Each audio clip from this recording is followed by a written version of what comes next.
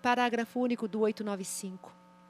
Se os autos não forem devolvidos tempestivamente, nem for solicitada a prorrogação de prazo pelo juiz, o presidente do órgão fracionário os requisitará para a sessão ordinária subsequente com publicação de pauta. É simplesmente um absurdo. Quer dizer, o Código de Processo Civil dizendo para o juiz, não precisa julgar, não, você pede prorrogação de prazo, ok, está tudo bem. O Código de Processo Civil, né, dizendo que o juiz não precisa cumprir prazo, ele pode pedir prorrogação. Artigo 896, procedidos os votos, o presidente anunciará o resultado do julgamento, designando para redigir o acordo o relator ou, se vencido esse, o autor do primeiro voto. Quer dizer, aparentemente, quando um advogado, quando um julgamento ocorrer, provavelmente, então, o acordo não vai chegar mais pronto, né? Porque ele chega pronto de vários locais do país, inclusive de Brasília, à mesa dos desembargadores, e o advogado também fala, e o relator simplesmente produz seu voto, e os outros desembargadores dizem sim, amém, mas ninguém conhece o processo, ninguém leu e fica por isso mesmo. Então, quer dizer, aparentemente, devia ser explicitado.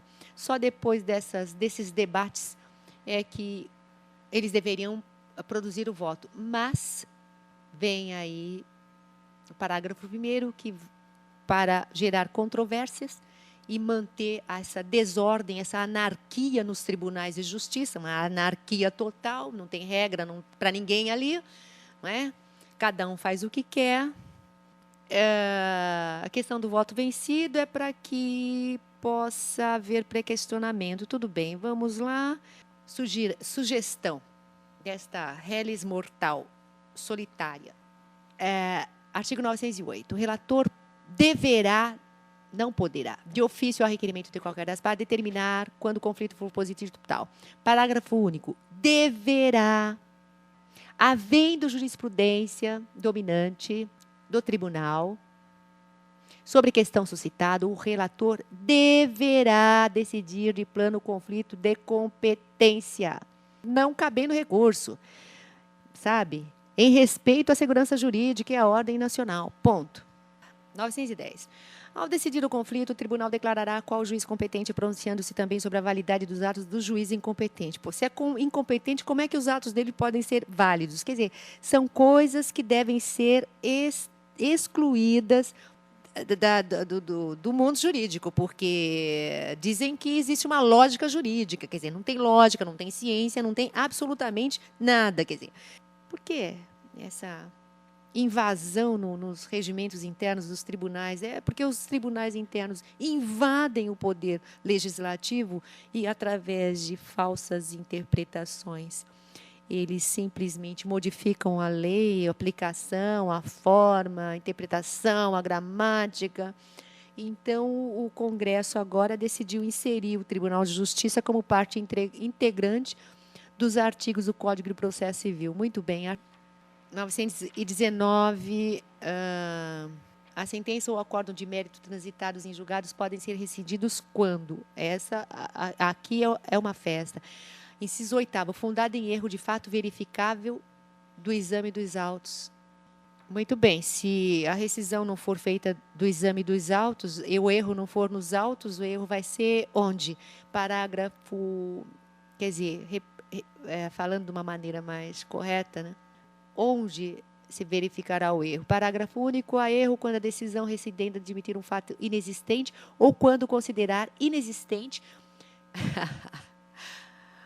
um fato efetivamente ocorrido, sendo indispensável, num ou no outro caso, que não tenha havido controvérsia nem pronunciamento judicial sobre o fato. Então, esta loucura é assim. Há erro quando a decisão admitir um fato inexistente. Mas ela não admitiu. Ela nem se pronunciou sobre o fato, mas o fato não existe. Ou ela inventou um fato, mas ele não existe. E quando ele existe, ela considerou que não existe. Isso acontece, isso é normal. Isso é o cardápio do judiciário em primeira instância em São Paulo, que é minha origem e onde eu milito. Pode perguntar para qualquer advogado. A OAB não tem coragem de fazer uma pesquisa entre os advogados, porque ficaria muito envergonhada, né? Mas, quer dizer, agora, sendo indispensável, no outro caso, que não tenha havido controvérsia nem pronunciamento judicial sobre o fato. Quer dizer, o juiz fala o seguinte: não, esse fato existe sim. Você diz não, esse fato existe não. Ponto. Já houve controvérsia. Então você não pode entrar com uma rescisória. Quer dizer, tem legitimidade para a procuração rescisória? Eu sugeriria aqui que o Ministério Público pudesse entrar com a ação rescisória a pedido de qualquer cidadão que se sentisse prejudicado. O Ministério Público é imprescindível para a chamada cidadania. A petição inicial será elaborada com observância dos requisitos essenciais do artigo 293, devendo o autor cumular pedido de revisão, se for o caso, ao de novo julgamento da causa. Como assim, se for o caso? Não tem que entrar no mérito, não tem que predizer o futuro, não tem que fazer prestidigitação. Vamos parar. Artigo 921, parágrafo 2º. Será indeferida a petição inicial nos casos previstos no artigo 305, ou quando não efetuado o depósito exigido pelo inciso 2º desse artigo, ou rejeitada liminarmente a demanda nos casos do artigo 307. O 307 aparece novamente, estou sem condições no momento. O artigo 925. Se os fatos alegados pelas partes dependerem de prova, o relator poderá delegar a competência ao órgão que proferiu a sentença ou acordo rescindendo, fixando o prazo de 1 a 3 meses para a devolução dos valos. Não pode, não. Quer dizer, eu quero rescindir a sentença de um juiz e ele devolve para o juiz, considerando que os juízes se consideram não só autônomos, como, pelo menos a maioria, sabe, como pessoas diferentes, são pessoas difíceis de lidar, na sua maioria, têm sérios problemas de personalidade, não conseguem separar a sua função pública dos seus problemas emocionais, das suas associações emotivas. Quer dizer, são transgressores, alguns arrogantes, não têm a menor educação, tratam as pessoas que pagam seus salários como se fossem verdadeiros lixos, gritam com as pessoas, humilham as pessoas. Quer dizer, vai fazer uma ação rescisória e devolve para o juiz o que deu uma sentença. Quer dizer, um indivíduo que já deu uma sentença que corre o risco de rescisão, salvo exceções, né? Existem, mas não pode. A regra tem que ser fixada na realidade. E a realidade, pergunta-se para qualquer advogado, é que a juíza aí que deveria estar em zoológico, né, ou em tratamento, né, e não vai passar por um tratamento psiquiátrico, e nós sabemos disso. O artigo 926, concluída a instrução, será aberta a vista sucessivamente ao autor e ao réu pelo prazo de 10 dias para razões finais. Em seguida, os autos serão concluídos ao relator, procedendo-se o julgamento pelo órgão competente, com a presença das partes. Vamos colocar aqui a oralidade nos processos. Julgando procedente o pedido, o tribunal rescindirá a sentença, proferirá, se for o caso, novo julgamento, proferindo, né?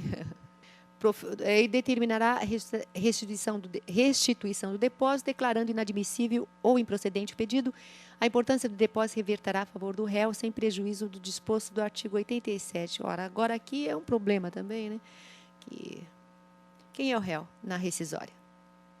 É o outro ou o juiz? Sabe? É o juiz. Rescisória é contra a sentença. Isso tem que ser revisto. Isso daqui é uma outra loucura. Isso aqui é regra para vender livro, entendeu? É regra para manter aluno em faculdade de direito insone, né? Artigo 928. O direito de propor ação rescisória se extingue em 1 ano contado do trânsito julgado. Ou melhor, eram 2 anos, agora 1 ano. Quer dizer, sabe? Então, é bastante complicado a forma em que eles querem transformar suas decisões em fato consumado. Da ação anulatória. Artigo 928. Os atos de... isso aqui é como a questão das nulidades. São anuláveis também os atos homologatórios, aí coloca mais um parágrafo aqui. O cidadão tem direito de anular atos, quaisquer sentenças eivadas de nulidades absolutas, sabe? Não pode continuar com essa festa, essa irresponsabilidade de destruir a vida das pessoas e jogar tênis, sabe? Tem nulidade, ela tem que ser anulada, né? O ato tem que ser anulado. Artigo 930, coloquei 3 pontos de interrogação. Vamos ver qual é o escândalo que aparece aqui. Pelo jeito, não. Evolução do incidente de resolução de demandas repetitivas. Parágrafo 3º, se não for, o requerente, o Ministério Público intervirá obrigatoriamente no incidente e poderá assumir sua titularidade em caso de desistência ou de abandono. Maravilhoso, não sei quem redigiu o artigo 930 e quem conseguiu incluí-lo. Estamos a caminho da civilização. Artigo 937 é algo também maravilhoso, não farei nenhum comentário. É o capítulo 7º do incidente de resolução de demandas repetitivas. Do ponto de vista formal, é um conjunto de medidas simplesmente civilizadas, respeitosas, abrangentes, não objetivam fragmentar a sociedade, é uma forma de comunicação, qualifica os atos do próprio tribunal. Eu acredito que maravilhoso, está de parabéns. Vamos lá. Da reclamação, artigo 942, caberá reclamação da parte interessada ou do Ministério Público para... Tudo ótimo, tudo bem, eu sugeriria que fosse incluído o artigo 37, garantir direitos fundamentais, direitos humanos e os princípios constitucionais, no artigo 942. Artigo 944, não, 943, ao despachar a reclamação, o relator ordenará, se necessário, para evitar dano irreparável, a suspensão do processo ou do ato impugnado. Ao despachar a reclamação, o relator ordenará, se necessário. Ordenará. Ninguém vai reclamar contra uma autoridade judicial se não tiver fundamento. Você tem que dar um voto de confiança à inteligência das pessoas que buscam o judiciário. Nem todos são bandidos, nem todos são imbecis, nem todos querem brigar. Se você perguntar para qualquer cidadão se ele gostaria de entrar com qualquer ação, ele vai dizer que não. Ninguém quer acionar o judiciário. O judiciário não tem respeito da população, nunca teve respeito da população, além de ser uma incógnita para ele mesmo. Basta um juiz tentar trabalhar. Produzir sentenças. O artigo 948, que fala dos recursos, eles querem impedir que as pessoas recorram demais, mas inventam um monte de recursos, quer dizer, continua apelação, agravo de instrumento, agravo interno, embargos de declaração, recurso ordinário, especial, extraordinário, agravo de... Agora, eu pergunto, no caso de recurso ordinário e extraordinário, que são separados assim, se você entender que um juiz violou regras processuais do Código Civil, Código de Processo, chamadas, né, vulgarmente conhecidas como infraconstitucionais, é o Superior Tribunal de Justiça. Se forem diretamente constitucionais, é o Supremo Tribunal de Justiça. Só que tem um detalhe. Se fizer uma análise dentro do Supremo Tribunal de Justiça, eles só decidem coisas de interesse de corporações, de interesses políticos, de interesses de grupos de poder, de interesse, quer dizer, cidadania mesmo, Constituição, humanidade, né? Não, o Supremo não fala nada, você nunca consegue chegar lá. Agora, o Superior Tribunal de Justiça, ao Superior Tribunal de Justiça,